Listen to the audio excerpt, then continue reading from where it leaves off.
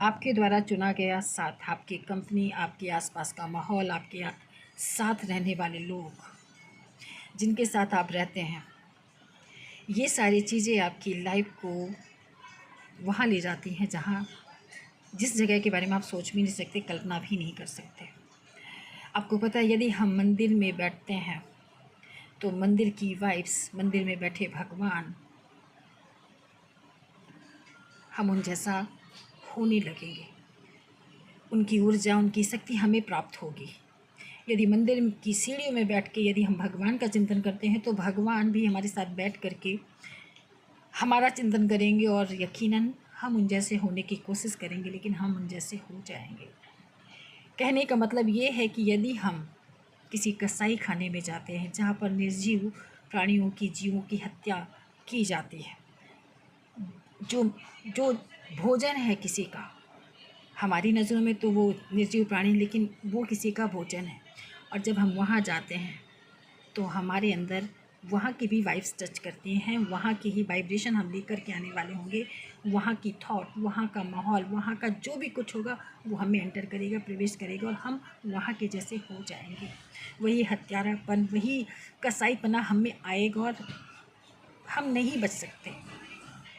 और यदि हम प्रकाश के संपर्क में है, यदि दिया भी जल रहा है तो दिया की जो ऊर्जा है वो हमें प्राप्त होगी। यदि हम अंधेरे में हैं तो अंधेरे का अंधेरापन भी हम में आएगा।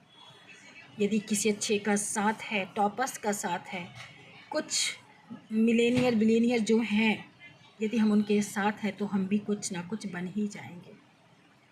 तो कोशिश करिए, आपका जो साथ है, आपकी जो कंपनी है, आपके आसपास का जो माहौल है, जो आपके साथ रहने वाले लोग हैं, कैसे हैं ये सोचिए।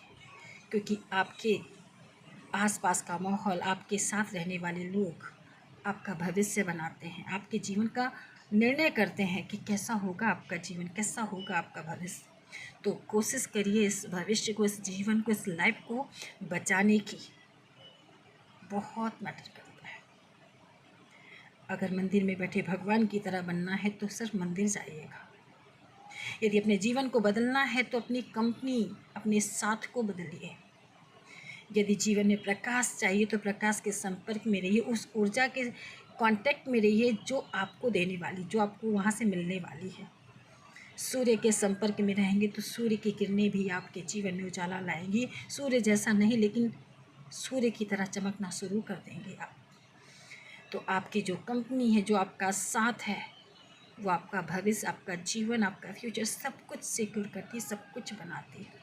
तो सबसे पहले आप सोचिए, समझिए और देखिए कि आपके साथ कौन है, आप कहाँ बैठते उठते हैं, आपके आसपास का माहौल कैसा है, कैसे लोग हैं। डिस्टेंस मेंटेन करिए ऐसे एटमॉस्फेयर से, ऐसे माहौल से, ऐसे लोगों से। यदि बचाना चाहते हैं खुद को, अपने जीवन को, और नहीं फंसना चाहते हैं दलदल में, तो इस दलदल से उबरने के लिए सबसे पहले अपने माहौल को, अपने एटमॉस्फेयर को, अपने साथ, अपनी कंपनी को चेंज करिए। हो सकता है कुछ नहीं, बहुत कुछ बदल जाए जैसा आप चाहते हैं।